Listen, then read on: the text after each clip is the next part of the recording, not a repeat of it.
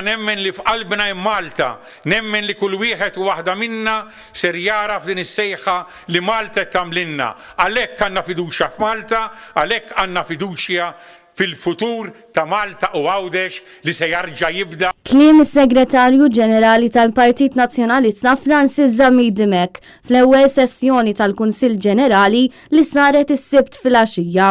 Francis Zamidimek tkellem dwar il-clusters politiċi li wellet il-Partit Nazzjonalista. Clusters li permezz tagħhom qed jiġu ġenerati ideat ġodda li qed inwasslu għal viżjoni għal futur u proposti konkreti kif għandu jitmexxa pajjiżna.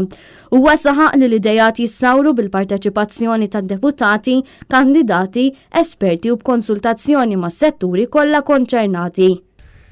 Ħafna drabi meta nagħtu dawn l-idejat li r-reazzjoni tal-gvern tkun waħda ta' dieħqa, waħda ta' gvern li iswed jisma' xi ħaġa li ma tistax titwetta. U mbagħad irrealizza li għandu policies serji, policies tajbin, policies li għandu jsegwi u jikkupjhom u jwettaqhom.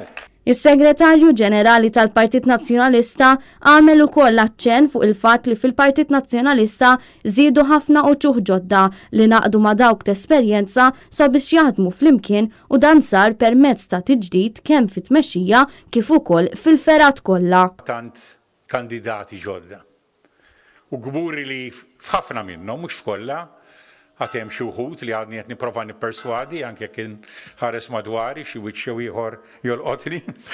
Imma iva f'diversi, f'numru sabiħ minnhom. Dak is-sodisfazzjon li tiżra fihom il-passjoni għal ħidma politika, għad-dover politiku. U jiena lil daw il-kandidati ġodda kollha flimkien mad-deputati tagħna, flimkien mal-kunsilliera tagħna, flimkien mal-membri fil-kumitati kollha tagħna, ngħidilhom hemm xogħol wieħed kbir li tridu twettqu.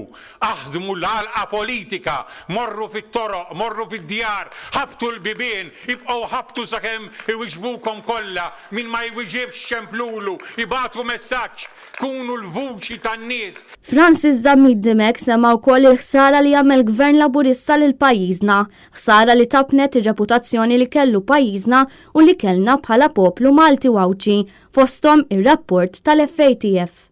Gvern tal-Labor poġġa r-reba, il-klikka mażula, l-abbuż tal-poter, il-kriminalità, l-assassinju ta' ġurnalista, is-serq mibwit il-poplu Malti Wawċi u ħassil ta' flus qabel l-interess nazzjonali temm jgħid Francis Zamidimek.